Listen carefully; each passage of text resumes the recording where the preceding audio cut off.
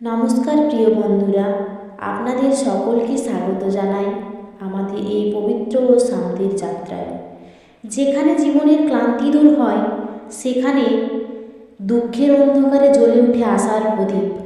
যেখানে প্রতিটি প্রশ্নের উত্তর তৈরি হয়ে ওঠেন স্বয়ং শ্রীকৃষ্ণ। এই চ্যানেলে আপনারা শুনতে পারবেন শ্রীকৃষ্ণের অমৃতবাণী, ভগবদ্গীতার সহজ ও বাস্তব জীবনের শিক্ষা, ভাঙা মনকে জোড়া লাগানোর কথা, জীবনের কঠিন সময়ে এগিয়ে যাওয়ার সাহস। যখন মনে হবে আমি একা, আমি হারিয়ে গেছি, বা মনের মধ্যে কোনো দুঃখ অনুভব হলে, তখন এই চ্যানেল আপনাকে মনে করিয়ে দেবে শ্রীকৃষ্ণ কখনো আপনাকে একা ছাড়েন না। আপনি যদি জীবনে শান্তি চান, আপনি যদি নিজেকে নতুন করে গড়ে তুলতে চান, তাহলে আজই আমাদের সাথে যুক্ত হন। চ্যানেলটি সাবস্ক্রাইব করুন এবং প্রতিদিন শুনুন শ্রীকৃষ্ণের বাণী, যা বদলে দিতে পারে আপনার জীবন। জয় শ্রীকৃষ্ণ। তাহলে চলুন বন্ধুরা, শুরু করা যাক আজকের বিষয়বস্তু। এই পৃথিবীতে সবাই কারো না কারো ভরসা খোঁজে, কিন্তু মানুষ যখন পাশে থাকে না, তখন ভরসা রাখার মতো একজন থাকেন। তিনি হলেন ভগবান শ্রীকৃষ্ণ। আজ আমি আপনাদের শোনাব গীতার ভক্তিযোগ নিয়ে একটি ছোট ও সহজ গল্প। গল্পের শুরু। একটি ছোট্ট গ্রামে থাকত রাধা নামে এক সাধারণ নারী। তার জীবন খুব সুখের ছিল না।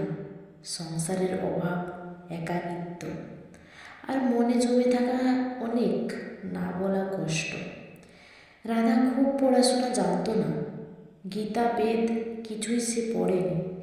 তবুও প্রতিদিন কাজ করতে করতে সে মনে মনে বলতো, হে কৃষ্ণ, আজও যেন শক্তি পায়। একদিন রাধা ভাবল, আমি তো কিছু জানি না, তাহলে কি ভগবান আমাকে শুনবেন, আমার ডাকে সাড়া দেবেন? ঠিক সেই সময় গ্রামের এক বৃদ্ধা তাকে বললেন, মা, শ্রীকৃষ্ণ জ্ঞান চান না, তিনি চান ভক্তি। গীতায় শ্রীকৃষ্ণ বলেন, যে আমাকে ভালোবাসে আমি তার কাছেই থাকি। ভক্তিযোগ মানে লম্বা মন্ত্র নয়, ভক্তিযোগ মানে শুদ্ধ মন আর ভরসা।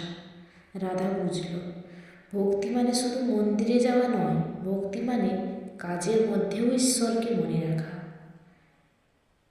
রাধা বাসন মাজতে মাজতে বলে, হে কৃষ্ণ, আমার রাগটা একটু কমাও। ঝাড় দিতে দিতে বলে, হে কৃষ্ণ, আজ মনটা আমার অনেক ভারী। সে কিছু চাইতো না, সে নিজের কষ্টগুলো শ্রীকৃষ্ণের হাতে তুলে দিত। শ্রীকৃষ্ণ বলেন, একটি পাতা, একটি ফুল, এক ফোঁটা জল ভক্তি দিয়ে দিলে আমি গ্রহণ করি। রাধার কাছে বড় কিছু ছিল না, কিন্তু তার কাছে ভরসা ছিল।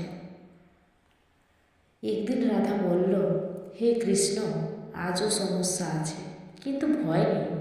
সেই দিন সে বুঝল, ভক্তিযোগ মানে সমস্যা শেষ হওয়া নয়, ভক্তিযোগ মানে সমস্যার মধ্যেও একা না থাকা। ভক্তিযোগ শেখায় বড় জ্ঞান নয়, বড় বিশ্বাস, বড় আয়োজন নয়, শুদ্ধ মন, চাওয়া পাওয়া কিন্তু নয়, সমর্পণ। যদি এই গল্প আপনার মনে একটু শান্তি এনে দেয়, তাহলে লাইক করুন, চ্যানেলটি সাবস্ক্রাইব করুন আর কমেন্ট করুন। হরে কৃষ্ণ।